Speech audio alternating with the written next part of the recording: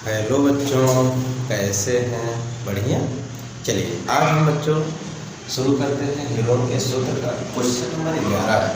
Question number 11 में देखा जाए, इसमें यह कह रहा है कि एक त्रिभुज की भुजाओं का अनुपात, देखिए एक त्रिभुज की भुजाओं का अनुपात 12, 17 और 25 है और उसका परिमाप कितना दिया है तो 20-40 सेंटीमीटर है। तो इस त्रिभुज का क्षेत्रफल ज्ञात करना है।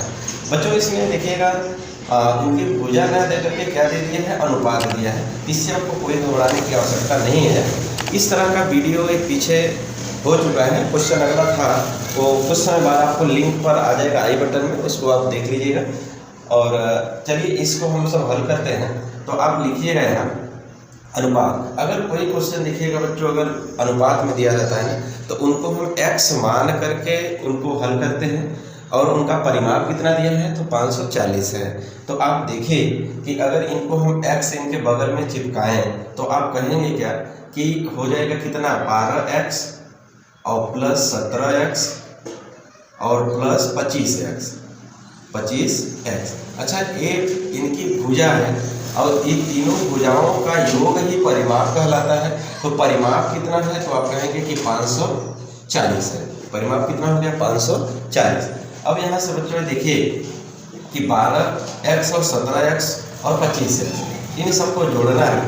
तो यहाँ आप देखिएगा कि 5, 7, 5, 12, 12 और 2 14, 14 ये 4 हाथ में लगा, 1, 3, 4, 5, 54x आएगा। कितना आएगा 54x। अब यह दिया कितना है तो आप कहेंगे कि 54x बराबर है 540 है। 54x बराबर कितना दिया है 540। तो आप यहाँ से आसानी से क्या करते हैं, x का मान निकाल लीजिएगा। तो कहेंगे कि x बराबर कितना है तो 540 और बट्टे कितना हो जाएगा 54। अच्छा, 54 से 54 काटेंगे तो एक बार में कटेगा, मतलब x का मान कितना हो जाएगा तो आप कहेंगे कि 10 हो जाएगा। x का मान कितना है 10। अब यहाँ पर हमने माना था क्या कि 12 को मान लिया था कि 12x है, यहाँ पर 17x है और यहाँ 25x है। अब बच्चों x का मान इनके जगह पर रखेंगे तो भुजाओं का मान आएगा। चलिए, तो यहाँ पर हम 12 गुणे x का मान 10 रखते हैं, 17 गुणे x का मान कितना 10 है, फिर 25 गुणे x का मान कितना 10 है। अब इनको आप गुणा कर दीजिएगा तो हो जाएगा 120, 170 और 250 हो जाएगा। ये क्या है भुजाओं के मान। आप मानना है तो आप इसको A, B और C मान सकते हैं कुछ भी। तो अब ये देखिएगा कि हम क्या दिया था, इनकी भुजाओं का अनुपात दिया था कि इस अनुपात में है। तो आप इसके परिमाप की सहायता से आप क्या निकाल लिए हैं कि इनके भुजाओं का माप निकाल लिए हैं कि A बराबर कितनी भुजा है 120 सेंटीमीटर है, B बराबर कितना है तो 170 है, C बराबर कितना है 250 सेंटीमीटर। ये सभी सेंटीमीटर में है। किसमें बच्चों सेंटीमीटर में। परिमाप किसमें है सेंटीमीटर में, तो भुजा भी किसमें होगी सेंटीमीटर में होगी। चलिए अब हम देखेंगे कि इसका हमको करना क्या है ना कि त्रिभुज का क्षेत्रफल निकालना है। तो त्रिभुज के क्षेत्रफल निकालने से पहले आपको क्या निकालना होगा, परिमाप दिया है तो आप कहेंगे कि परिमाप कितना दिया है, परिमाप P से प्रदर्शित करते हैं। तो P बराबर हमको कितना दिया है तो आप कहेंगे कि 540 है। तो आप कहिएगा कि अर्ध परिमाप क्या होगा, अर्ध परिमाप कितना दिया है, अर्ध परिमाप तो दिया नहीं, निकालना पड़ेगा। तो S से प्रदर्शित करते हैं इसको, और होता क्या है परिमाप का आधा कर दीजिएगा P/2, तो 540 और बट्टे में 2 कर दीजिएगा तो यह कटेगा कितने बार में, तो 2 दूना 4 और ये कटेगा 270 बार में। 2 से काट दीजिएगा 270। ये क्या हो गया सेंटीमीटर, क्या है बच्चों सेंटीमीटर, और ये भी सेंटीमीटर में है। चलिए अब हमको परिमाप मिल गया है 540 सेंटीमीटर, अर्ध परिमाप कितना मिला 270 सेंटीमीटर। अब इनका ना हमको क्या करना है क्षेत्रफल निकालना कहना है कि त्रिभुज का क्षेत्रफल आपको निकालना है। चलिए त्रिभुज का क्षेत्रफल निकालते हैं, किसके माध्यम से, हेरोन के सूत्र से। चलिए हेरोन के सूत्र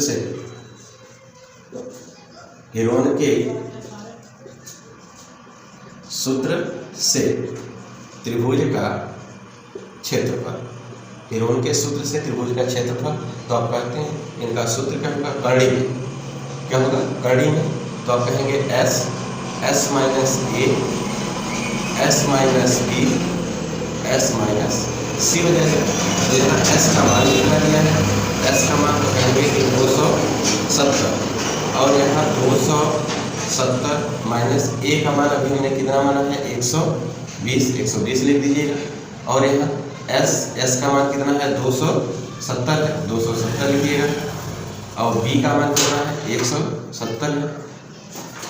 और यहाँ सी का मान कितना है, अच्छा पहले एस का मान कितना है 270 और माइनस सी का मान 250, इस तरह से हो गया।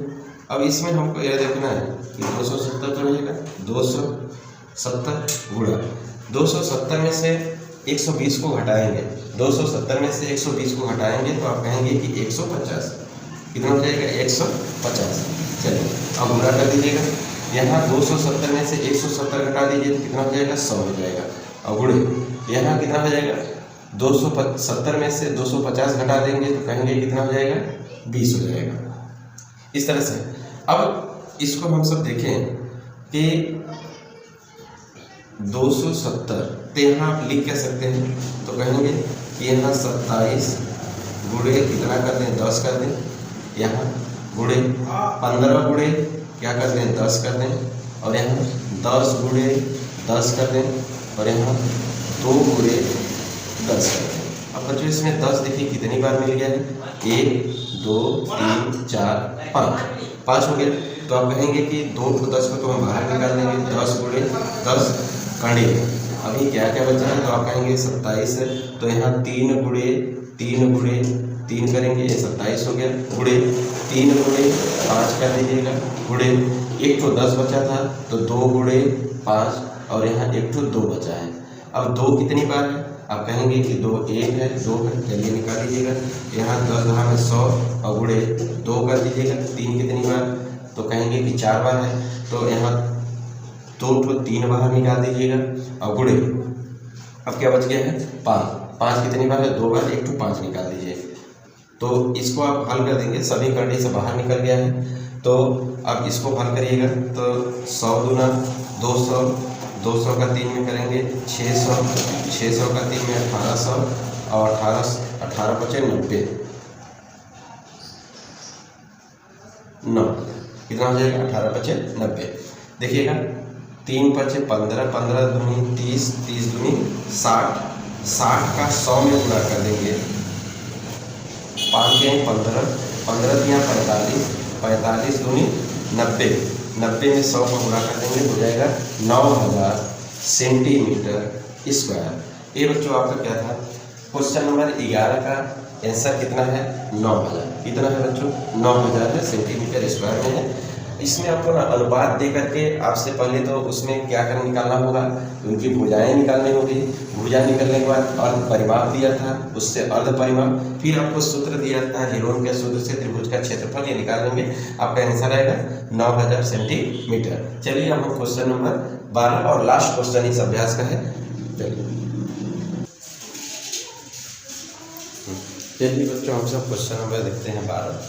क्वेश्चन नंबर 12 में यह कहा कि एक समद्विबाहु त्रिभुज का परिमाप कितना है 30 सेंटीमीटर है, और उनकी बराबर भुजाएं 12 सेंटीमीटर लंबाई की है। इस त्रिभुज का क्षेत्रफल आपको ज्ञात करना है।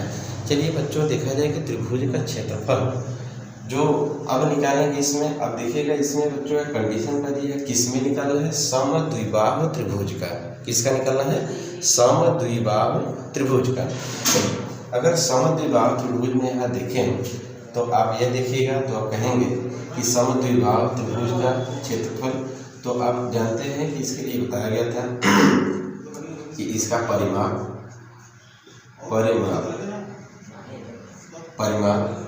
P बराबर क्या होगा, तो आप कहेंगे कि a प्लस b।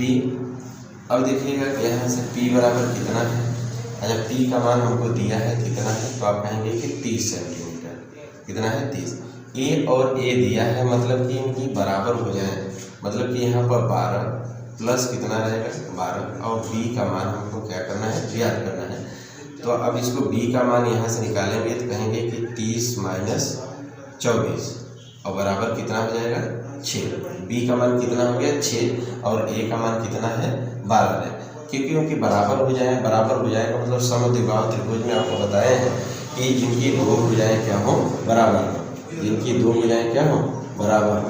तो यहाँ कह देते हैं ए भुजा बराबर है, इनको ए और ए कहते हैं और इस वाले को क्या कहेंगे बी कहते हैं। अब इसी त्रिभुज का हमको क्षेत्रफल निकालना है। अब इस त्रिभुज के लिए क्षेत्रफल आपका सूत्र होगा कि हेरोन के सूत्र से